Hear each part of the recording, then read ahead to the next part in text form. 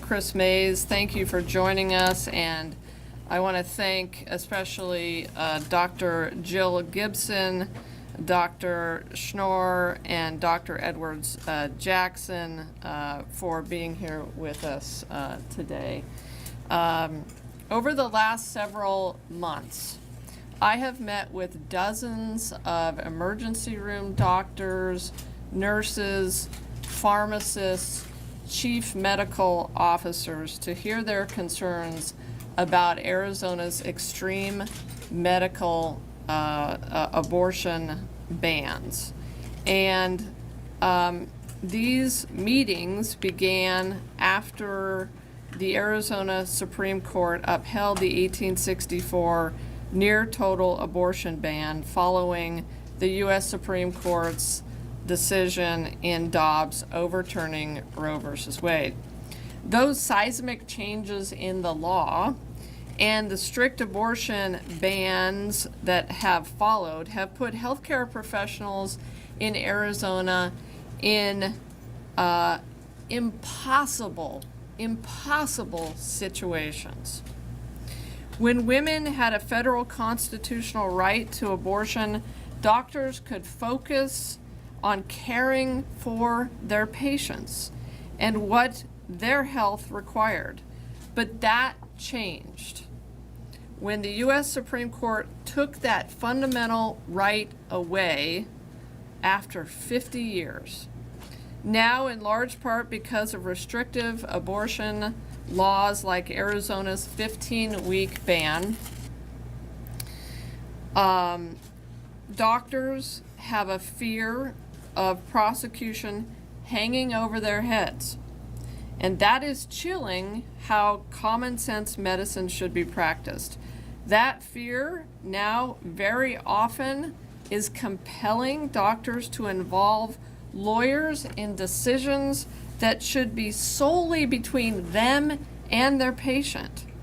As just one example, an ER doctor recently said to me, "Chris, how close to death do I have to let a woman get before I can treat her and be confident that I won't be prosecuted?" This is an outrageous position for any doctor to be in the United States of America and in Arizona. But it is the reality that many providers face on a daily basis in Arizona. I don't write the laws, but it's my job to provide guidance on what those laws mean, to eliminate unnecessary confusion, and today we are doing just that.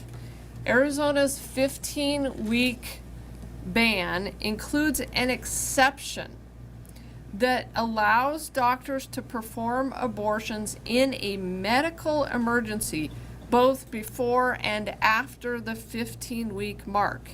In the Attorney General's opinion issued this morning, we are providing as much clarity as possible for medical professionals about what that medical emergency exception means.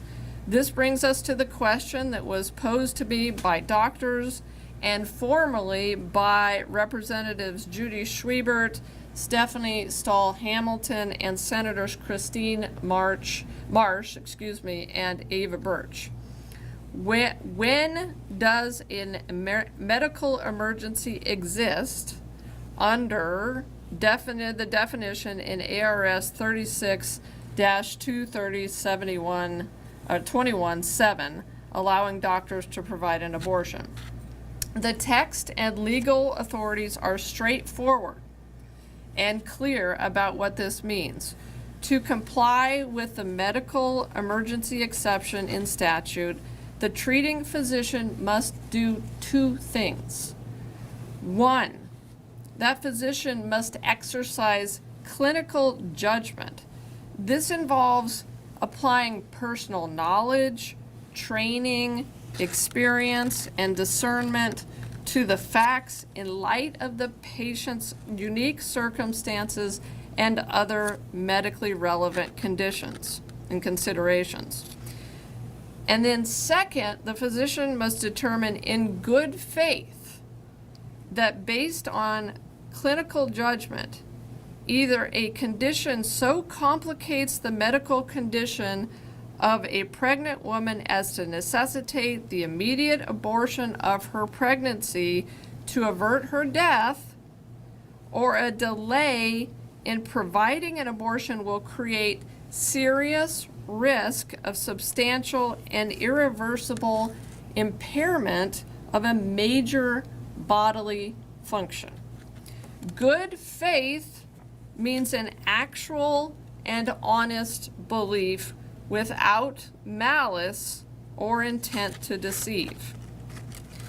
Once a treating physician forms a good faith clinical judgment that one of these circumstances is satisfied, the statute allows her to perform an immediate abortion, and she need not wait for the patient to deteriorate or inch closer to death. And I think that is very important.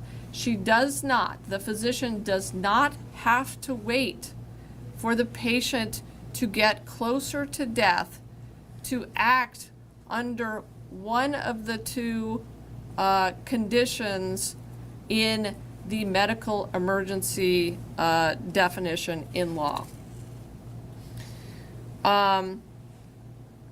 This clinical judgment that a medical emergency exists cannot be second guessed after the fact and cannot be prosecuted under ARS 36-2322A or B, or any other abortion law with the same medical emergency exception, unless there is proof that the doctor acted in bad faith or acted without good faith.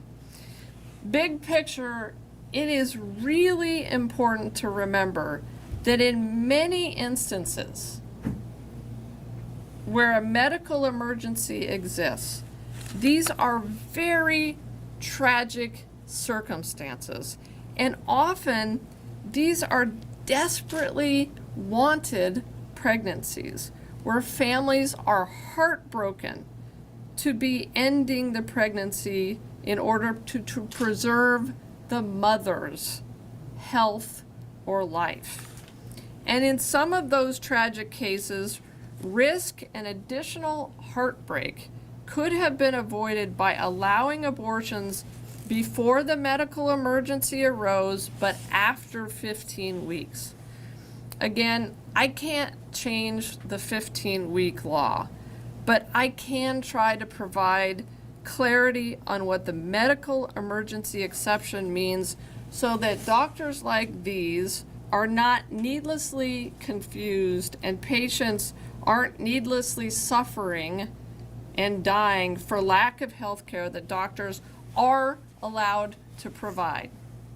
So as the top legal officer in the state, let me be perfectly clear. Arizona law does not allow for the prosecution of a treating physician who exercises their clinical judgment in good faith to provide an abortion under the medical emergency exception, full stop.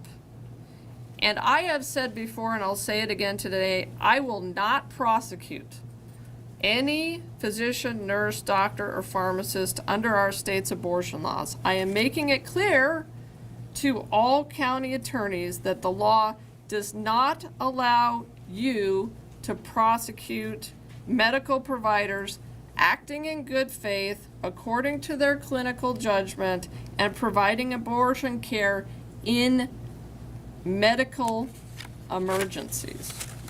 And I would encourage all healthcare providers and their lawyers to read this opinion and determine how best to disseminate that information to instruct their doctors accordingly. I thank you in advance for doing that important work on behalf of all Arizona families. And with that, I'd like to hand it over to Dr. Gibson first to explain why this opinion was necessary. Dr. Gibson.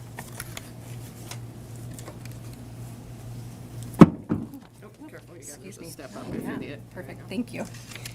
Good morning, everyone, and thank you so much to Attorney General for her ongoing tireless support of access to abortion and for providing me the opportunity to share my perspective today. My name is Dr. Jill Gibson, and I am the Chief Medical Officer at Planned Parenthood Arizona. As an obstetrician gynecologist who has cared for thousands of patients seeking sexual and reproductive health care, and the mother of 3 young girls, I know firsthand that access to abortion for all people is absolutely essential and can be life-saving. Yet our reality here in Arizona is that abortion remains heavily regulated, and significant ambiguity exists surrounding the terms in which I am allowed to meet my patients' needs for abortion. Speaking from years of experience, the truth is that medical care is nuanced and complex. No matter what anti-abortion extremists want to tell you, the practice of medicine cannot be dictated by legislatures or courts. The provision of medical care, including abortion care, is individualized to each and every patient and their specific circumstances. These decisions regarding their care are communally made between a physician and her patient through a trusted therapeutic relationship founded on the underlying principle of all medical care, which is to do your absolute best to heal the patient. The draconian parameters created by non-medical lawmakers cannot and do not capture the nuance that is required to deliver medical care. To be a physician in this state and to have the knowledge of the right thing to do for a patient, and the skills and the resources to do the right thing for the patient, and to not be permitted to deliver that care for fear of criminal prosecution is amoral and antithetical to the ethos of medicine. Let me tell you about what happens when physicians are afraid to practice medicine.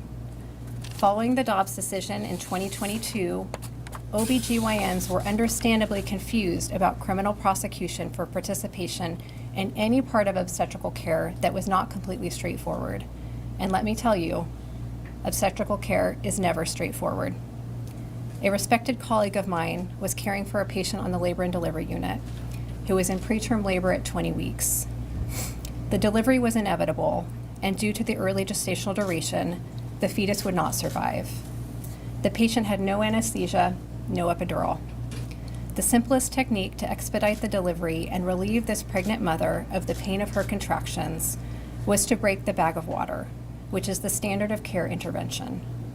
This obstetrician did not feel that she could perform this intervention for fear of being accused of participating in an abortion. So the pregnant mother languished in labor unnecessarily. Had that pregnant patient been in this situation because of an infection, one of the leading causes of preterm labor, the extra time she labored could have potentially resulted in sepsis or even death, in addition to her unnecessary suffering. I practiced obstetrics for 9 years before I came to Planned Parenthood. I took care of patients in a hospital that didn't allow abortions, and I cared for patients who had their water break dangerously early, at a point when a fetus is not viable and cannot develop naturally and normally. We either cruelly were forced to send these patients home, to wait for them to start bleeding and laboring on their own, or admitted them to the hospital, waiting day after day in agony for any clinical indication of infection, so that I would then be allowed to deliver humane and desired care and finally be permitted to end a pregnancy that was never destined to succeed. I'm thinking also of a patient that I cared for who was undergoing chemotherapy for lung cancer. Her treatment team wouldn't continue her chemotherapy when she discovered that she was unexpectedly pregnant in the 2nd trimester. She was frantic, trying to race through all of the loopholes. She was frantic, trying to race through abortion regulatory hoops to obtain an abortion before the arbitrary 15-week cutoff, all the while being denied the life-saving treatment for her disease. Imagine being told you can't access the drugs you need to fight your cancer, but that you also can't access the abortion that you need in order to access those drugs. This example illustrates how outrageous and inane restrictions result in real-life devastation for patients. And I want to tell you that I've heard loud and clear from our patients that they have lost trust in the medical system. They are fearful that they will be stigmatized, treated poorly, and denied care. My patients ask me, if I have to go to the emergency room, can I just say that I'm having a miscarriage? Will they be able to detect the abortion medications in my system? Will they take care of me if they know that I had an abortion? And I'd like for the answer to that question to be a resounding yes. What I want to say is, from the perspective of a physician, please don't tie our hands. Please don't make us sit and watch our patients suffer in front of us. Let us use our years of education, experience, and medical expertise to provide care that is dignified and based on our good faith clinical judgment without fear of criminal prosecution. If we are not allowed to, our patients will die. Thank you, and I'd like to pass the microphone to Dr. Edwards-Jackson.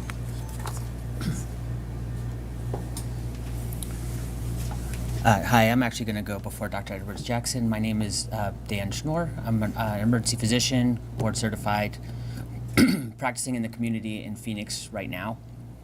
And so I can say, as emergency physicians, what we could see in the ER, we're not dealing with elective abortions. We're dealing with abortions that are needed in order to save the life of the mother. So this can happen in a few different ways. You could have a woman coming in who's bleeding excessively, maybe because of a problem with the placenta. You could have a woman that has a rupture of membranes and has an infection. And we can stabilize those patients with antibiotics. We can stabilize them with blood. But ultimately, you get to a point where the antibiotics and the blood is not going to do enough, and they need to have an abortion, which is not an elective abortion. And so in those cases, some people could come back and say afterwards, I'm not sure, a lawyer could come back and say, I'm not sure that you actually needed to do that. You could have given more blood, you could have given more antibiotics. And as physicians, we're concerned that we're at the bedside with the patient, and then later on somebody who maybe has some kind of agenda is going to come and sue us. And honestly, up until this ruling, we didn't know what we were supposed to do in this type of situation. We all know what we're supposed to do. We're supposed to talk to the patient and do what they want and do what's in their best interest. But a lot of us were very concerned that we were either going to have to choose between the patient or being prosecuted. And so I just, I don't speak on behalf of all emergency physicians. I only speak on behalf of myself, but I think that my opinion is probably held broadly within my profession in Arizona, that this is a very welcome opinion from the Attorney General. This makes our job so much easier. We're just going to be able to provide the care that we know is right. And it's unfortunate that it had to take this opinion, that the Attorney General had to actually weigh in on this, but we really do appreciate that happening. So thank you.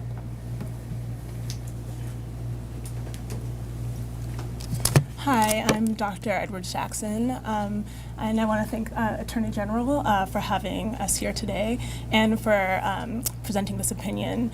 I am not an OBGYN, I'm not an emergency physician. I am an inpatient pediatrician. So that means I take care of sick infants, children and teens. That includes teenage moms as well. As it's been mentioned before, medical care is super nuanced, super complex. You have to, as a doctor, you're taking in all sorts of different pieces of information, and the patient, and looking at in front of you, their history, their lab test results, their imaging. There's multiple factors that go into determining the medical care for patients, and to have to be having the back of your mind worried of prosecution for doing something that you know is right for your patients by providing them with a medically needed abortion, and having that impact the care of your patients, that is horribly terrifying to all physicians, especially physicians who are taking care of sick patients like myself and Dr. Schnorr in the hospital setting. Also, as a pediatrician, I just always think of things from a health equity lens. I became a pediatrician because I believe that all children should have the equal opportunity to live a healthy and happy life. That includes young adults and young teens, young teen moms. And we know that historically, moms from lower socioeconomic status, moms who are women who are women of color, have had less access to abortion care in the past. One of my concerns as well, from a health equity perspective, is in the situation where, a physician is sort of weighing, the risk of prosecution to what's right to do for the patient. Women who have fewer resources, they're less likely to litigate or, sue if a doctor, doesn't make the right medical decision. And so for me, I think that it is a health equity issue from that perspective because, having a doctor who is focused on the risk of litigation rather than doing what's best for the patient is something that I think is truly not a right. And so I appreciate your having us here today, that's it. Thank you, doctors. All right, we would be happy to answer any questions I that you. have. Of course. Of course you do. Howard. Let me ask two. The simpler one is, the 15-week law has no exceptions for rape or incest. Is there anything in your opinion, that could, in your mind, allow a doctor to decide in good faith that a rape or incest situation fits within the definition of allowing a post-15-week abortion? It's an interesting question. I want to also point out that we have with us Josh Bender, my Solicitor General, who, along with his team in our Solicitor General's office, including Lucy Davis, helped, and Haley Crawford, who are members of our reproductive rights unit, craft this opinion. I think the thing that comes to mind in answering that question, obviously that's one of the awful aspects of the 15-week ban as well as the 1864 ban, which is that these bans contain no exception for rape or incest. But within the law that the legislature passed, and keep in mind, it's very interesting, we are interpreting the very law that the legislature passed, the 15-week law. Within that law, the legislature stated that in the second prong of the medical emergency definition, which is to prevent significant injury to a major bodily function, those things include the immune system, normal cell growth, the digestive system, the bowel system, bladder, neurological, brain, respiratory, circulatory, endocrine, and reproductive functions. And I think it's also important that the word includes was used. And so, I think that a doctor looking at all of that could use their clinical, good faith clinical judgment and make a decision. So I don't know if Josh wants to add to that, but Not sure I hear an answer in there. Well, look, the opinion here is broad. It is not prescriptive. It does not list all the scenarios and situations in which a doctor may decide in their good faith clinical judgment that an abortion past 15 weeks is necessary. The law itself was very broad. When you, and I think one of the issues one of the reasons that I think there has been confusion is that folks have been not really focused on exactly what the law says. So, number one, there are two parts to it, right? There is to avert death. And by the way, it doesn't say to avert imminent or certain death. It just says to avert death, which, as our opinion points out, means future death. And so that, I think, gives doctors latitude to decide that what they need to do is provide an abortion to prevent future death. The second prong of the medical exception is that the doctor may provide an abortion post 15 weeks to prevent injury, serious risk of substantial and irreversible harm. And so I think that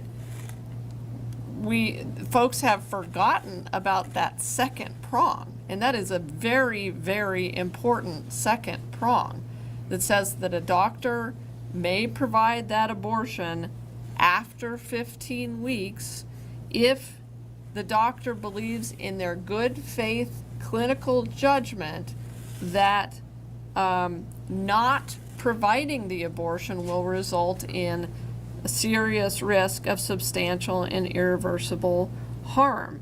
And I would add that nothing in the statute prescribes a percentage of risk necessary.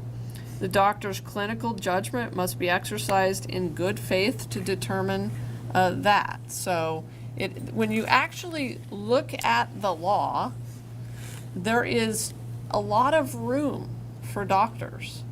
And one has to presume that the legislature deliberately did that. Another example that we point out, sorry how I'm going on and on and answer your question. No.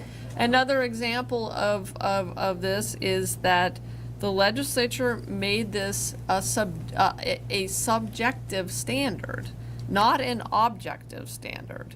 In other words, they said it is in the doctor's good faith clinical judgment to determine whether there is a medical emergency that has to be addressed.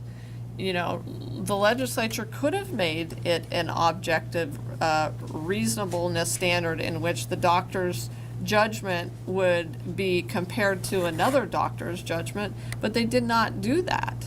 They merely said the doctor must have a good faith, honest, clinical judgment, and then decide whether prong 1 is met or prong 2 is met, to avert the death of a woman or to prevent that substantial bodily harm. Stacy? Just a point of clarity to make sure I'm understanding this opinion right. So there are two prongs in the 15-week law: to avert the death or prevent impairment of a major bodily function. And so your opinion says in either of those, the doctor has to make a clinical judgment and be acting in good faith? Yep, Okay, I just wanted to make sure. correct. When you talk about folks who are forgetting that there is the prong for a medical, impairment of a severe bodily function, who are you talking about? Well, I just think in general wasn't well understood by the medical community and by you know, a lot of other folks, including maybe the legislature. Maybe they forgot what they wrote. But, you know, we have heard from a lot of doctors that they were really sort of focused on the notion that they had to prove that the woman was within inches of death. You know, this is why we're hearing stories of women being sent out to the parking lots or women being sent home until they get closer to death. That's just not in the law. And so we really felt it was important to give doctors assurances that they don't have to do that. There is nothing in the 15-week abortion ban that says that doctors have to allow women to get close to death's door. But you know, I mean, I certainly don't blame the medical community for this. They're dealing with everything that they're dealing with on a nightly basis. They have a lot to deal with. But they've now been thrust into a situation in which they're having to call their doctors, they're having to call their lawyers at night or anytime during the day to consult with them about this law. And so I think what the point is to get this information into the hands of chief medical officers at their hospitals, and that for those chief medical officers to disseminate that information down to the doctors to say, hey, there's a lot of room in this law for you to make your own clinical judgments about whether a medical emergency exists, and there's these two different prongs in addition to that. I'll Howard? come back to the second question, which gets into the whole good faith. You've taken certain things off the table that can be used criminally or in civil litigation. Aren't you just going to open the door to people coming in and arguing Dr. X did not have a good faith basis? Whether it's some county attorney from, let's say, Yavapai County, or whether it's some parent who says, the father who says, no, they shouldn't. Aren't you just opening the door to just changing the nature of the litigation? No, I mean, we're not opening the door. The legislature wrote these words. I mean, these are the words of the legislature. As we point out, and let me go to the page where we talk about good faith. If you go to page 4 of the opinion, we point out that the good faith clinical judgment is number one in the law. That the plain meaning of good faith is in all over case law. It's in the dictionary, and it means lacking in a dishonesty. It means lacking deception. It means without malice.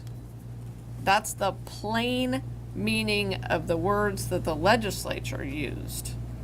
And then clinical judgment, I think it's also important to remember that clinical judgment is not defined by the legislature at all in the statute, and never has been. And for good reason, because again, in case law and amongst physicians, clinical judgment is commonly understood. That their clinical judgment based on their training and their expertise and the circumstances in front of them is to be utilized. And so, these are the words that the legislature used, and we're just interpreting the way most courts have interpreted them, and in the way they are defined in the dictionary. Attorney, I'm just wondering if you have any reaction to today or this morning's decision from the Supreme Court to allow, for now, emergency abortions in the state of Idaho. Yeah, obviously it's a great decision for the state of Idaho and for the women of that state. This is the EMTALA decision by the Supreme Court.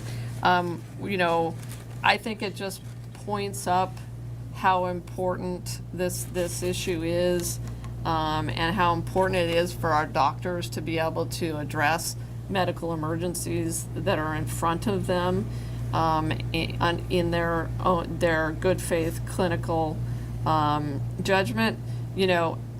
As you all know, women were having to be air evac'd out of Idaho during that entire challenge to the Supreme Court. So I think the court has bumped it back down to the district court, and we'll see where it goes from there.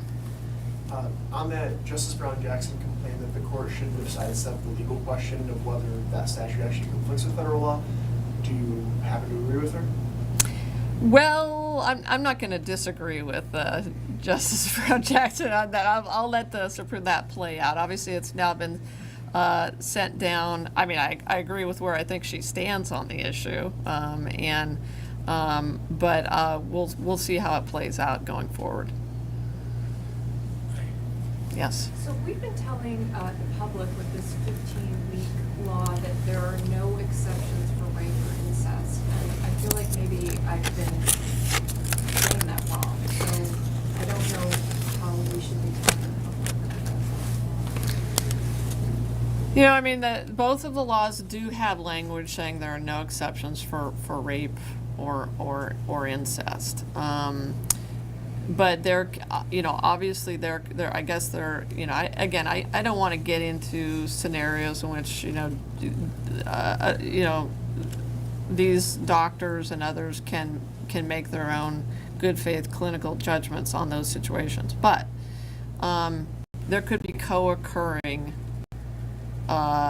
dangers, medical emergencies associated with those situations. And just because it was the result of a rape or incest, I mean, obviously that could happen. You could have co-occurring situations where there is a medical emergency. Then there is the mental health of the woman. And suicide has been addressed in case law in prior years. So those are all situations that I think doctors would be able to look at. When we're done with the abortion questions, I do have something. Okay. Wait, can I ask you a question? Right, so you're saying existing law allows for consideration of mental health impacts as a medical? Well, I mean, the question becomes whether it's a major bodily function. Well, suicide Right. is a major bodily function. Yeah, you're so- dead after a Okay. suicide. So I let's mean, get back to the question, you know, Yeah. it starts where I started, you know, which is in any way a patient's mental health. I think it's up to the depression, suicide, anything like that, does that become an acceptable medical emergency? Well, let me put it this way. The legislature was silent on that question. The law says, and let me read it to you again, okay? Read it to you again. And go back to what the legislature said.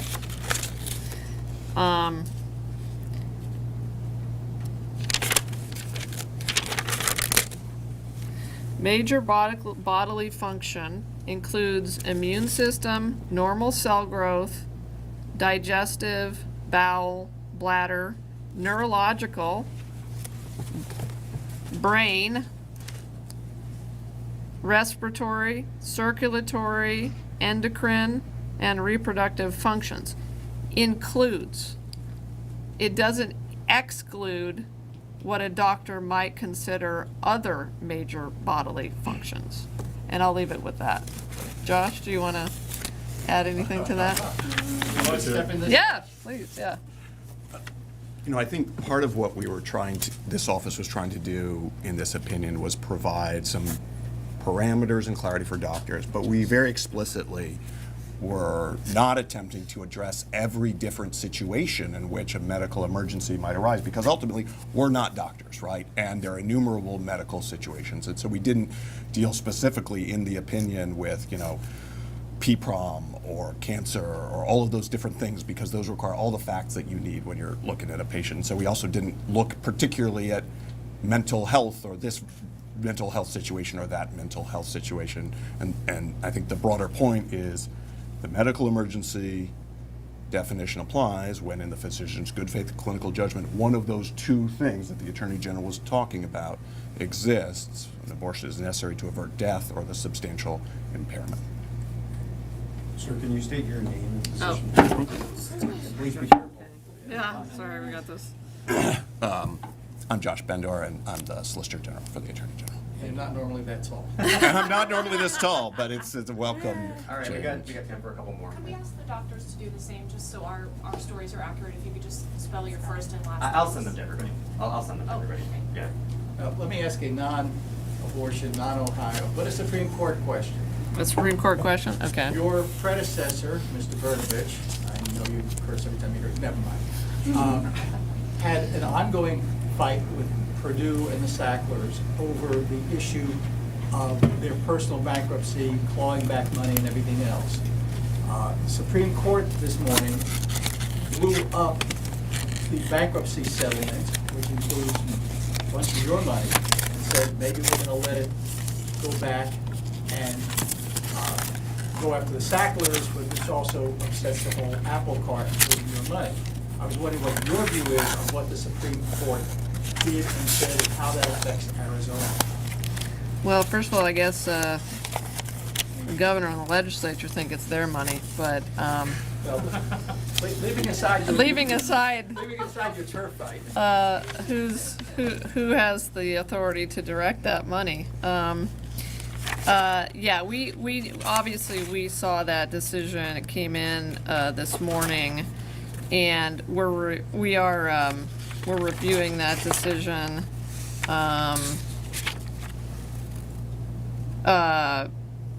And so just so everybody knows what Howie's talking about, the Supreme Court ruled this morning that the bankruptcy code does not permit the non-consensual third-party releases that the Sacklers had negotiated as part of Purdue Pharma's Chapter 11 bankruptcy plan.